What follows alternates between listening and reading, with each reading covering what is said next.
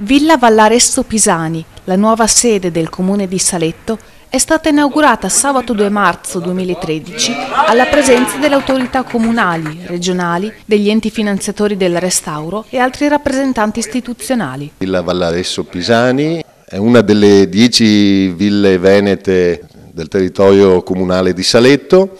La villa risale agli inizi del 600, acquisita dal comune di Saletto all'inizio degli anni 90, ha comportato un'attività di restauro iniziata dal 2006, dove grazie ad un contributo importante di Società Autostrade per il tramite della provincia di Padova di 1,3 milioni e a un contributo della Regione Veneto di circa 100.000 euro, si è arrivati ad un restauro al grezzo avanzato.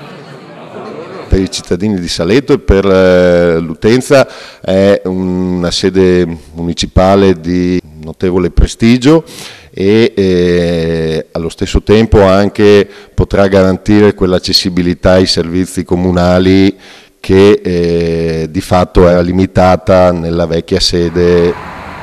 Aver completato il recupero di questa villa e destinarla alla casa comunale è chiaramente motivo di orgoglio e anche, penso, di riqualificazione di tutto il contesto del centro storico di Saletto.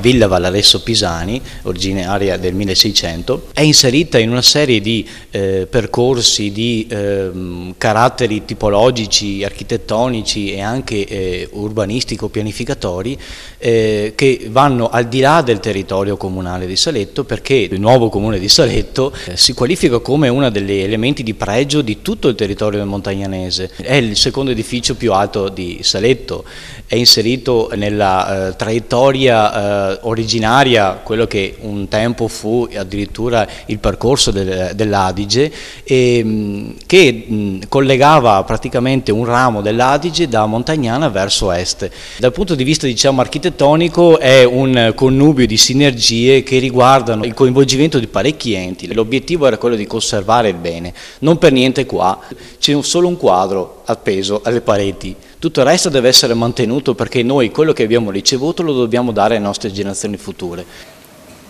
Abbiamo 4.500 metri cubi di volume, le stanze sono alte perché chiaramente bisogna mantenere l'originalità. L'edificio è diviso in 2 blocchi, il blocco originario, che è proprio preponderante l'origine di per sé della Villa Veneta, e un annesso, per così dire, che però poi in sinergia con la sovrintendenza è stato riqualificato, ristrutturato e posto in una serie di secondaria posizione attraverso, tra l'altro poi si vedrà anche dall'esterno, un elemento di rottura rispetto all'elemento originario. La villa di per sé è composta da 2 piani più il granaio.